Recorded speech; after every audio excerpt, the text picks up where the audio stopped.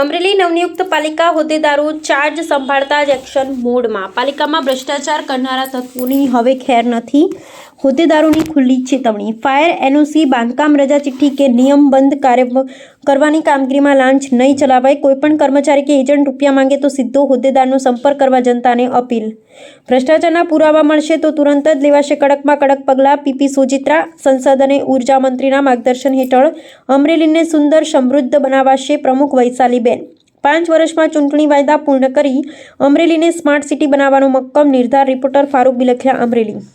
અમરેલી નગરપાલિકામાં બિનહરીફ તરીકે પ્રમુખ તરીકે ચૂંટાયેલ વૈશાલીબેન માંગરોળિયા અને ઉપપ્રમુખ તરીકે વિરલભાઈ પોપટ, કારોબારી ચેરમેન મૌલિકભાઈ ઉપાધ્યાય અને આ સમગ્ર ટીમ દ્વારા અમે આગામી 5 વર્ષમાં જે કંઈ ચૂંટણી ઢંઢેરામાં અમે જાહેરાત કરી છે એ તમે તમામ કામો પૂર્ણ કરશું અને અમરેલીને એક સ્માર્ટ સિટી તરફ આગળ લઈ જશું એની ચોક્કસ ખાતરી આપીએ છીએ. સાથે સાથે અમરેલી નગરપાલિકામાં એક પ્રમાણિકપણે શ્રેષ્ઠ વહીવટ કરવાનો પ્રયત્ન કરશું અને ખાસ કરીને અમરેલી આપના માધ્યમથી અમરેલી શહેરની જનતાને જણાવવાનું કે અમરેલી નગરપાલિકામાં ફાયરની એનઓસી લેવામાં કે નગરપાલિકાની રજા ચિઠ્ઠી લેવામાં કે તમારું બાંધકામ નિયમબદ્ધ કરવામાં કોઈ પણ જગ્યાએ નગરપાલિકાના કર્મચારી પૈસા માગે કે એના એજન્ટો પૈસા માગે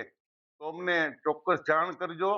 અમે એની ઉપર કડકમાં કડક પગલાં લેશું એવી પણ આપ સૌને ખાતરી આપો. નમસ્કાર, હું વૈશાલી સંદીપ માંગરોળિયા, અમરેલી નગરપાલિકામાં બિનહરીફ પ્રમુખ પદે ચૂંટાયેલી છું. હું આગામી 5 વર્ષમાં સાંસદ શ્રી ભરતભાઈ સુતરિયા તથા આપણા લોકલાડીલા ધારાસભ્ય તથા ઉર્જા મંત્રી શ્રી કૌશિકભાઈ વેકરિયા તથા આપણા અમરેલીના સ્વપ્ન દ્રષ્ટા એવા શ્રી પીપી સાહેબના માર્ગદર્શન હેઠળ અમરેલીને સુંદર અને સમૃદ્ધ બનાવીશ એવી હું આપ સૌને ખાતરી આપું છું.